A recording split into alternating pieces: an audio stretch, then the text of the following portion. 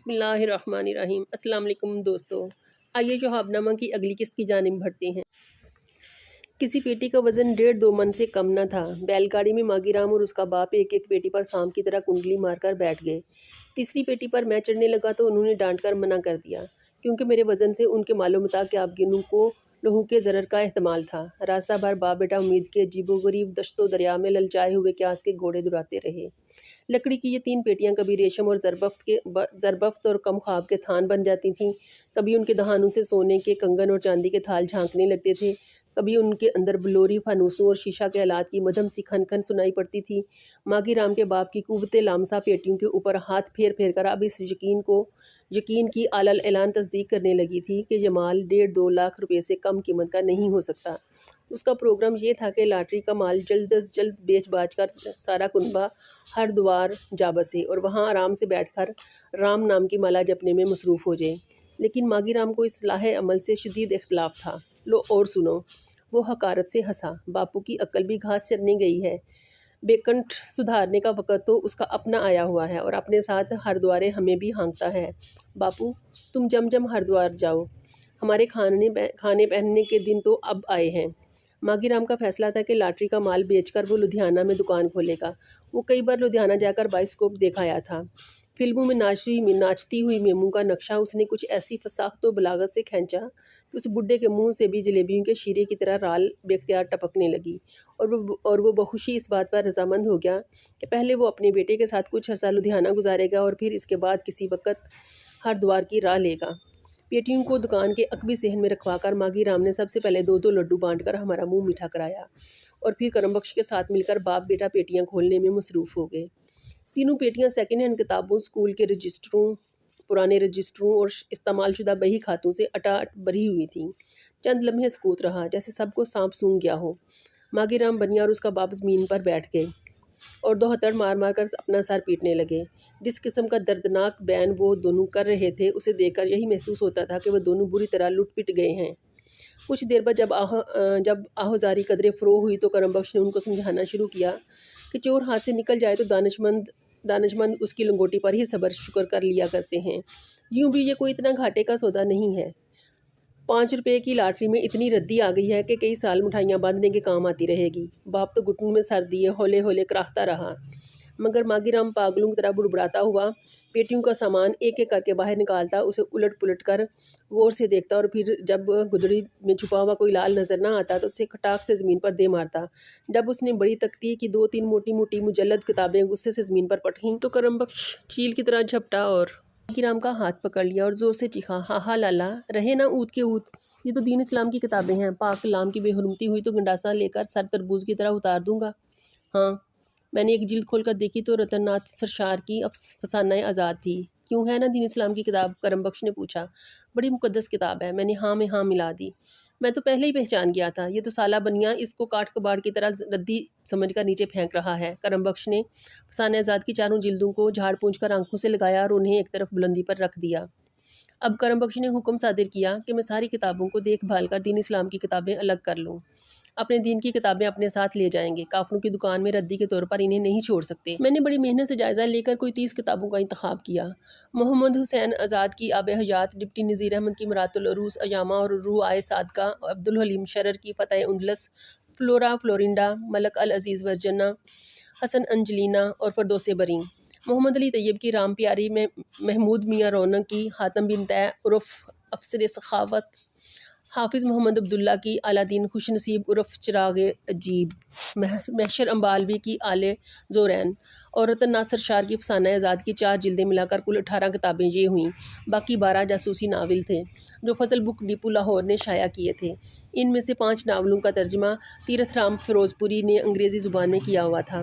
کرم بخش ان کتابوں کو اپنی چادر میں باندھنے لگا تو ماگی رام نے اسے جھڑک کر کہا، یہ کیا باندھ رہا ہے بے سالے؟ تھانے میں پرچہ نہ لکھوا دوں گا؟ میرا مال ہے، تیرے باپ کی جاگیر تھوڑی ہے، ہمارے سچے دین کی کتابیں ہیں، تیرے پاس کیسے چھوڑ دیں؟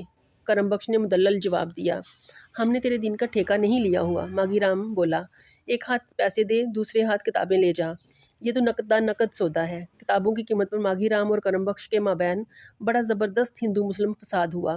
دونوں کی گردن کی رگیں چیخ چیخ کر پھول گئیں اور منہ سے جھاگ کے بلبلے اڑنے لگے۔ کوئی گھنٹہ بھر کی بک بک جھک جھک کے بعد 6.5 روپے پر معاملہ طے ہوا۔ 1.5 روپیہ تو کرم بخش نے اسی وقت ادا کر دیا۔ 5 روپے کل تک ادھار کر کے ہم نے 30 کتابیں اٹھا لیں۔ کل صبح رقم پہنچ جائے، ماگھی بنیے نے کرم بخش کو خبردار کیا، ورنہ بیاج لگ جائے گا۔ کتابیں لے کر ہم سیدھے اپنی بیٹھک میں آئے۔ یہ گھر سے کافی دور مسجد کے بالکل ساتھ 2 پکے کمرے تھے، جنہیں عام طور پر مردانہ مہمان خانے کے طور پر استعمال کیا جاتا تھا۔ کرم بخش نے ایک الماری صاف کی اور میں نے بڑے احترام سے کتابوں کو اس میں سجا تو دیا، لیکن ساتھ ہی یہ فکر بھی دامنگیر ہوئی کہ کل صبح ماگھی رام کو ادا کرنے کے لیے 5 روپے کہاں سے آئیں گے۔ تو 5 روپے کو روتا ہے، کرم بخش نے مجھے تسلی دی۔ دین پیارے کے لیے کرم بخش کی گردن بھی کٹ جائے تو پرواہ نہیں چچا، گردن تو مفت کٹ جاتی ہے، لیکن ماگھی رام تو نقد مانگتا ہے، آخر 5 روپے تم لاؤ گے کہاں سے؟ تو فکر نہ کر، کرم بخش نے بڑے وثوق سے کہا، یہ تو دین اسلام کی بات ہے، رب سچے نے تو مجھے مجرا دیکھنے کے لیے بھی منہ مانگے پیسے دے دیے تھے، لیکن چاچا کل صبح تک پیسے ملیں گے کیسے؟ مجھے یہ خطرہ ستا رہا تھا کہ اگر قرض ادا نہ ہوا تو ماگھی بنیا کتابیں اٹھا کر واپس لے جائے گا۔ عجیفہ بچے، عجیفہ یعنی کہ وظیفہ۔ کرم بخش نے دونوں ہاتھوں سے چٹکیاں بجا بجا کر مزے سے کہا، آج رات پرانی باؤلی میں 1.5 پہر ایک ٹانگ پر کھڑا ہو کر عجیفہ پڑھوں گا، سورج بعد میں نکلے گا، پیسے پہلے پہنچ جائیں گے۔ اپنے وظیفے کی شان میں کرم بخش نے پنجابی کے کچھ بیت گا گا کر پڑھے، ان میں اللہ کی حمد اور رسول اللہ صلی اللہ علیہ وآلہ وسلم کی ثنا بھی تھی۔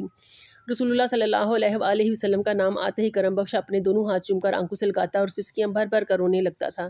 کرم بخش کو عقیدت مندی کی آگ میں کھولتے ہوئے پانی کی طرح پیچ و تاب کھاتے دے کر میں نے بھی اپنی اجاری کا جال بچھا کر طاق میں بیٹھ گیا اور موقع پا کر بڑی صفائی سے اس کی سادہ لوہی کے نہلے پر اپنی مکاری کا دہلا دے مارا۔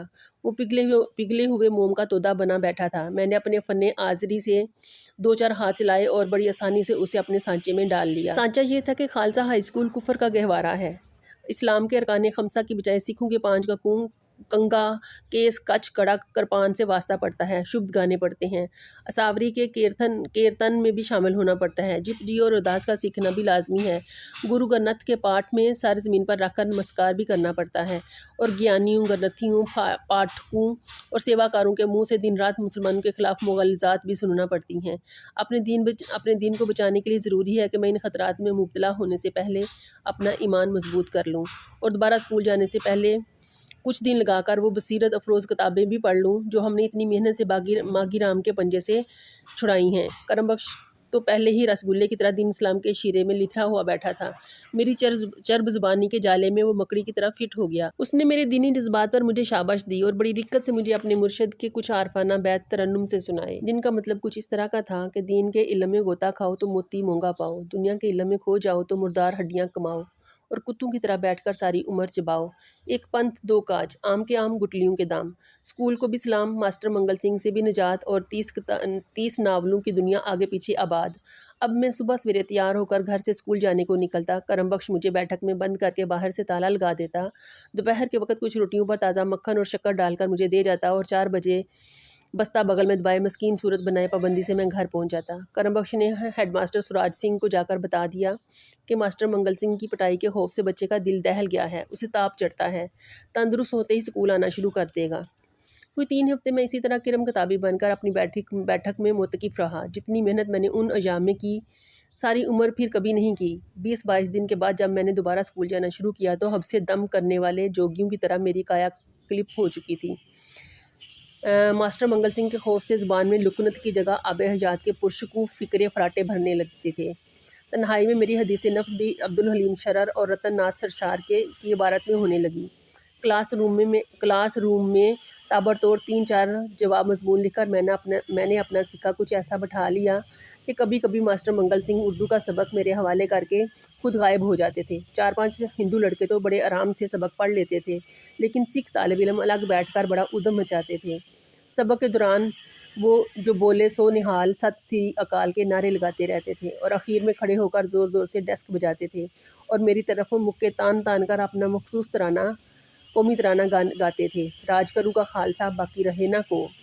کچھ عرصہ کے بعد سنگھ سبھا کا تہوار آیا۔ یہ سکھوں کا سالانہ میلہ تھا جو چمکور صاحب میں لگا کرتا تھا۔ اس موقع پر سکھوں کا ایک دیوان بھی منعقد ہوتا تھا جس میں سکھ پنتھ کی شان اور گرو صاحبان کی عظمت پر بڑی دھواندار تقاریر ہوا کرتی تھیں۔ اس سال خالصہ ہائی اسکول کی طرف سے دیوان میں گرو نانک پر مضمون پڑھنے کے لیے میرا انتخاب ہوا۔ میں نے عبدالحلیم شرر کے ناولوں سے شجاعت و سخاوت و ذکاوت کے قصے نکالے، رتن ناتھ سرشار سے میاں آزاد کا دم خم اڑایا، الفاظ و بیان کی شوکت محمد حسین آزاد سے لی اور کئی کتابوں کے صفحے نقل کر کے ان میں مناسب ترمیم و تحریف کرنے کے بعد ایک 7 رنگی خلت فاخرہ تیار کر کے گرو مہاراج شری نانک دیو کو پہنا دی۔ مضمون کے آخر میں گرو نانک کی مداح میں 20 اشعار کا ایک منظوم قصیدہ بھی تھا۔ اس قصیدے کی تیاری میں محشر امبالوی کی تصنیف آل زورین سے بڑی مدد ملی۔ یہ کتاب دراصل ارائیں برادری کی تاریخ تھی، جس میں فاضل مصنف نے اس قوم کو عرب کے ایک نجیب الطرفین قبیلے زورین کی آل اولاد ثابت کیا تھا۔ عجیب و غریب تاریخی حقائق و شواہد کے علاوہ اس کتاب میں ارائیوں کی عظمت و فضیلت پر بہت سی نظمیں بھی تھیں۔ بحر طویل میں ایک نظم مجھے بہت پسند آئی۔ میں نے اس میں بلبلان بے نظیر، سلعان ہم سفیر جیسی ترکیبیں حذف کر دیں اور ان کی جگہ گرو نانک دیو کے جملہ القاب و صفات کو ٹھونس کر ایک شاندار قصیدہ تیار کر لیا۔ سنگھ سبھا کے دیوان میں 2,500-3 ہزار کا مجمع تھا۔ مہاراجہ پٹیالہ کرسی صدارت پر مطمئن تھے۔ پنڈال میں ایک طرف نہنگ اکالی بیٹھے تھے، دوسری طرف نر نکاریوں کا اجتماع تھا۔ ایک کونے میں کلال گڑھی کے کچھ مونے سکھ تھے، درمیان میں عوام الناس زمین پر بیٹھے تھے۔ اسٹیج کے اوپر دائیں طرف علاقے کے افسروں اور رئیسوں کی کرسیاں تھیں، بائیں جانب ہمارے اسکول کا سٹاف تھا۔ پنڈال سے باہر ایک کونے میں 30-40 مسلمان مرد و زن بھی اچھوتوں کی طرح الگ تھلگ کھڑے تھے۔ یہ چمکور کی ارائیں برادری تھی، جو کرم بخش کی ترغیب پر سکھوں کی بھری محفل میں میری تقریر کا محیر العقل کارنامہ دیکھنے کے شوق میں چلے آئے تھے۔ اسٹیج پر آ کر مجھے اپنی زندگی کی پہلی تقریر کرنے میں کوئی خاص دشواری پیش نہ آئی۔ میرا کام تو فقط زبان ہلانا تھا، ورنہ فکرے پر فکرہ تو شرر اور سرشار اور آزاد کے قلم سے نکل کر خود بخود پرواز کرتا تھا۔ پنڈال میں بالکل سکوت تھا۔ جب میں نے ترنم سے بحر طویل کا قصیدہ الاپنا شروع کیا تو یہ سناٹا اور بھی گہرا ہو گیا۔ میری تقریر دلپذیر ختم ہوئی تو پنڈال میں کئی جانب سے شاباش شاباش کی آوازیں آئیں۔ مہاراجہ پٹیالہ جو کرسی صدارت پر نیم خوابیدہ بیٹھے تھے، اچانک چونکے۔ انہوں نے مجھے تھپکی دی، اپنی جیب سے ملکہ وکٹوریہ کی مورت والا چاندی کا 1 روپیہ نکالا، اسے انگلی پر آویزاں کر کے انگوٹھے سے اچھال کر ٹن سے بجایا اور مجھے انعام میں دے دیا۔ دیوان ختم ہوتے ہی میری جماعت کے سکھ لڑکے مجھے کشاں اسکول کے پچھواڑے میں لے گئے۔ کچھ دیر انہوں نے راج کرو کا خالصہ باقی رہنا کو الاپ کر میرے گردا گرد بھنگڑا ڈالا اور پھر مہاراجہ پٹیالہ کے انعام کا روپیہ زبردستی چھین کر لے گئے۔ میرے مضمون اور قصیدے کی کامیابی نے گویا میرے سینے میں بندھی ہوئی بہت سی گنڈیاں کھول دی تھیں۔ آل زورین کی نظموں سے قافیے اور ردیف جمع کر کے اب میں نے کچھ اپنی تک بندی بھی شروع کر دی۔ پہلے رونق جموی تخلص رکھا، پھر کسی ضرورت شعری سے مجبور ہو کر جعفر چمکوری سے بدل ڈالا۔ میرا ایک شعر خاص طور پر ہمارے اسکول میں زبان زد خاص و عام ہو گیا اور سکھ لڑکے بھی اسے شوق سے اپنے مضمونوں میں استعمال کرنے لگے۔ شعر عرض کیا تھا، یہ ایسا عجب شہر چمکور ہے کہ ثانی نہیں جس کا لاہور ہے۔ تو دوستو، یہ تھی آج کی قسط۔ امید ہے آپ کو پسند آئی ہوگی۔ اپنی قیمتی آراء اور تجاویز کا اظہار کامنٹ باکس میں ضرور کیجیے گا۔ چینل کو سبسکرائب اور لائک کریں، شیئر بھی کریں۔ انشاءاللہ اگلی قسط کے ساتھ دوبارہ ملاقات ہوتی ہے، تب تک میرے سونے رب دے حوالے۔